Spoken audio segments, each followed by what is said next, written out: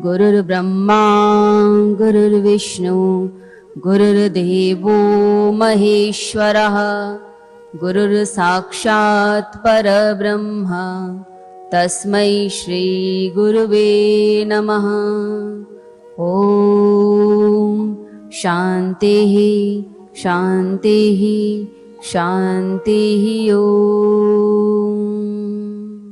जब कोई व्यक्ति अभिमान से भरता है, बाहर की सूचनाओं को, इन्फॉर्मेशंस को, नॉलेज को वो सोच लेता है कि यही असली ज्ञान है, तो वहीं पर वह फेल होने लगता है। उसके अंदर सिर्फ और सिर्फ दम आता है। तो हमें अपने आप को विनम्रता से भरना सीखना पड़ेगा।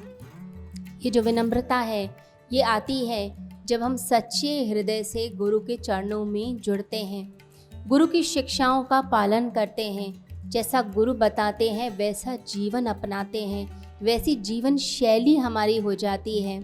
फिर व्यक्ति तत्व ज्ञान की तरफ चलता है, यानी कि वो ज्ञान जिसे जानने के बाद कुछ जानना शेष नहीं रहता है। ऐसे ज्ञान के लिए प्रयास करना चाहिए। सिर्फ जो यूनिवर्सिटीज़ में पढ़ा दिया जाता है, जो डिग्रीज़ हैं, हम सिर्फ उसी को ज्ञान समझकर बैठ गए। लेकिन कैसे अपने मन पर काबू पाया जाता है, कैसे अपनी बुद्धि को ट्रेन किया जाता है, कैसे आत्मा का ज्ञान प्राप्त किया जाता है, उसकी तरफ तो हम चलते नहीं हैं और बाहर की किताबों को सोचते हैं कि इन्हें पढ़कर हम ज्ञानी हो गए।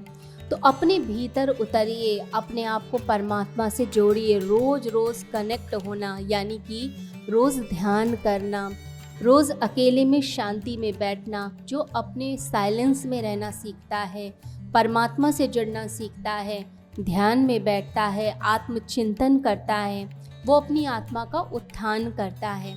और जो सिर्फ बाहर की बातों में, दुनियादारी में ही उलझा रहता है, वो उस ज्ञान तक कभी नहीं पहुंचता। अपने अंदर के मित्र से मित्रता कर लीजिए। वे जो आत्मा है उससे मित्रता कीजिए, क्योंकि वह आपकी आत्मा आपका फिर मार्गदर्शन करेगी और आपको ऊंचाइयों तक लेकर जाएगी, आपको परमात्मा से मिलाती है। तो अपने अंदर के फ्रेंड से मित्रता करें। जब ज़िंदगी में परेशानी आती है तब लोग कहते हैं हम ध्यान कर लेंगे, तब हम गुरु जी के पास चले जाएंगे। लेकिन जब सुख होता है, जब सब कुछ ठीक होता है, तब हम जाते नहीं हैं। सुख में जो प्रयास करता है वो तो होता है योगी, और जो दुख में धर्म का द्वार खटखटाता है वो होता है भोगी। तो भोग की तरफ नहीं जाना, हमें योग की तरफ जाना है। हर समय परमात्मा से जुड़ना, गुरु से जुड़ना, ये आपका नित्य का अभ्यास हो जाए, ये आपका स्वभाव बन जाए। और जो हर समय अपने गुरु की शरण में रहता है, परमात्मा की शरण में रहता है, उसका जीवन सदैव सदैव आनंद से भरा रहता है।